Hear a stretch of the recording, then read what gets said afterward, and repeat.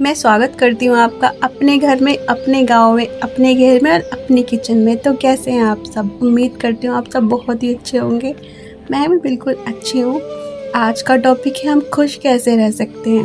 मैं बचपन से ना बहुत खुशमिजाज लड़की रही हूँ। मतलब अगर मुझे बहुत से बहुत बड़ी टेंशन भी हो जाती ना, 3 दिन से ज़्यादा मैं उसको सर पे नहीं लेती थी। बट जब ससुराल आते हैं ना, ससुराल का माहौल देखते हैं तो आपको पता चलता है रियल टेंशन क्या होती है। कि आप एक ऐसे घर में रहते हैं जहाँ पे आपको सब लोग परायों की नज़र से देखते हैं और कोई आपका यहाँ पे अपना दूर दूर तक नज़र नहीं आता है। आपको पता होता है पता नहीं कौन अपना है कौन पराया है। और यहाँ पे आके खुश रहना वो सबसे बड़ी बात होती है। अगर आपने उसमें जीत हासिल करनी ना तो समझो आपने पूरी दुनिया जीत ली है। और खुश रहने का तरीका ससुराल में मुझे 6 साल बाद समझ में आया, जब मुझे एक मैंने बहुत बड़ी प्रॉब्लम फेस करी थी। उसके बाद मुझे समझ में आया कि मुझे खुश कैसे रहना है। वही मैं आज आपको बताने वाली हूँ कि कैसे मैं खुश रहती हूँ। और इस घर में ना सबसे बड़ी खुशी की वजह पता है कौन बनता है? आपके बच्चे। वो आपकी इस घर में सबसे बड़ी खुशी की वजह बनते हैं। सबसे पहले आप पीरियड यूई की कन्वर्सेशन की मजा लीजिए, उसके बाद मैं आपको बताती हूँ कि मैंने खुश रहना कैसे सीखा है। तुम टक्कू हो गए? टक्कू टक्कू टक्कू।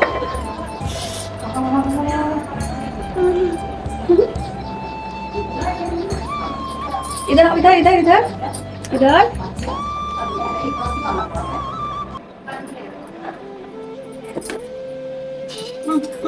अच्छा अच्छा, गंदे बाल।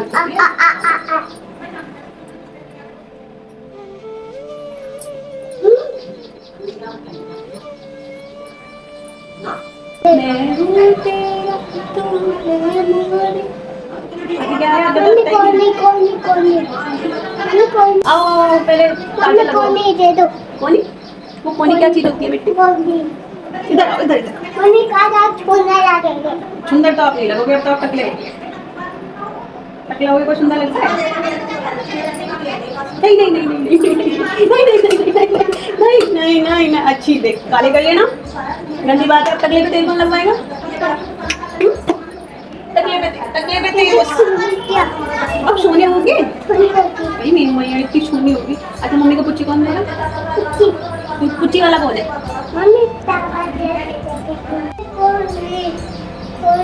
इसको तो सुखा के आ जाओ।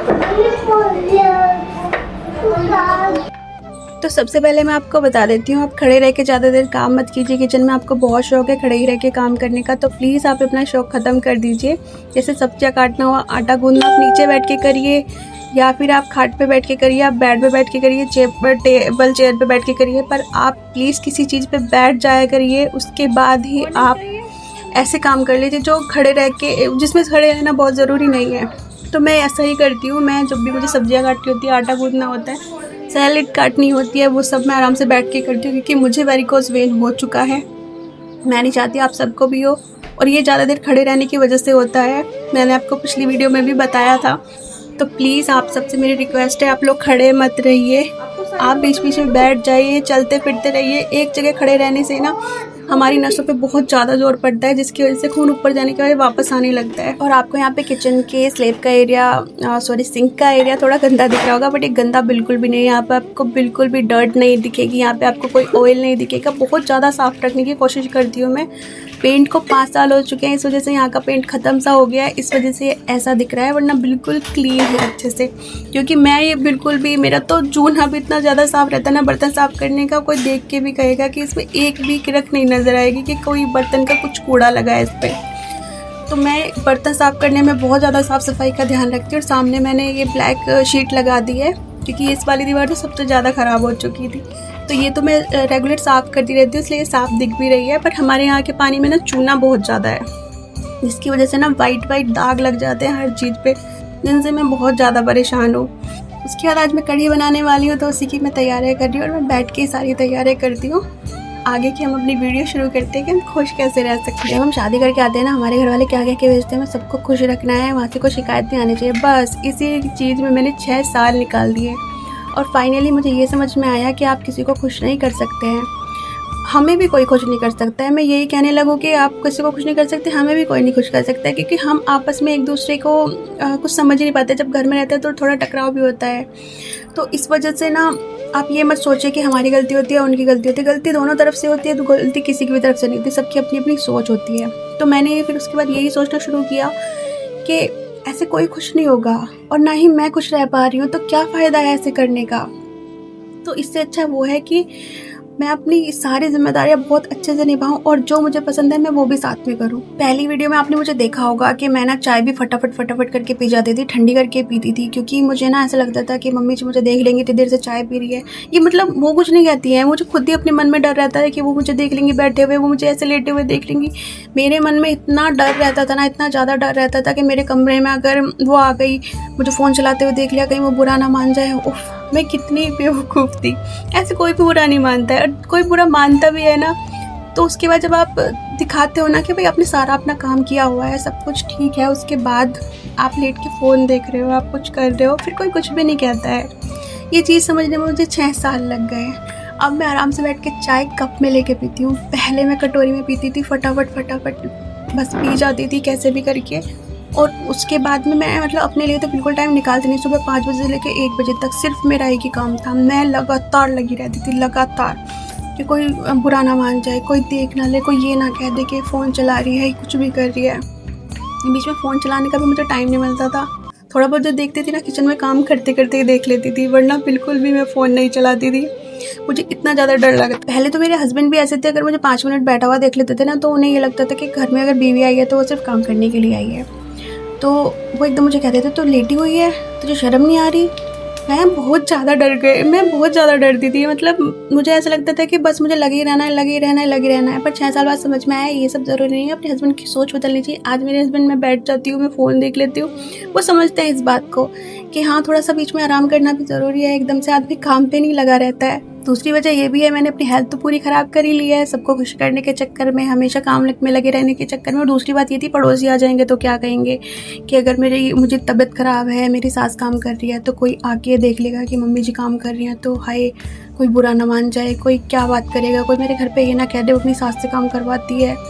मतलब तबीयत ख़राब में भी मैं मम्मी जी से या अपनी ननद से बिल्कुल नहीं कहती थी कि आप थोड़ी सी मेरी मदद करवा दो। मैं अकेली लगी रहती थी कि नहीं, मैं सब कर लूँगी, कोई बाहर जाके देख ना ले, मैं अकेली कर लूँगी, क्योंकि हमारा घर भी खुला हुआ है, कोई कहीं से भी देख सकता है। तो मैं सारा काम खुद ही अकेले लगी रहती थी, चाहे मेरे बस में हो ना हो। टाइफाइड में लगी हुई हूँ, मुझे चिकनगुनिया हुआ है, उसमें लगी हुई हूँ, मेरी कमर फटी जा रही है, मैं उसमें भी लगी हुई हूँ, रो रही हूँ मैं किचन में, पर मैं काम कर रही हूँ।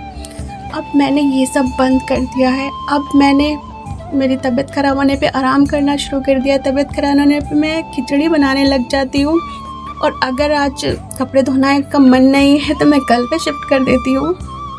आज थोड़ी सी थकान है तो मैं थोड़ी देर लेट जाती हूँ, और थोड़ी सी मुझे और कुछ अच्छा बनाने में दिक्कत हो रही है तो मैं हल्का खाना बना लेती हूँ। मम्मी जब इस चीज़ को अब समझने लग गई हैं, तो वो भी जैसा मैं कह देती हूँ कि मम्मी जी आज मुझसे ये नहीं होगा, तो मम्मी कह देते कोई बात नहीं, तो ये कर ले।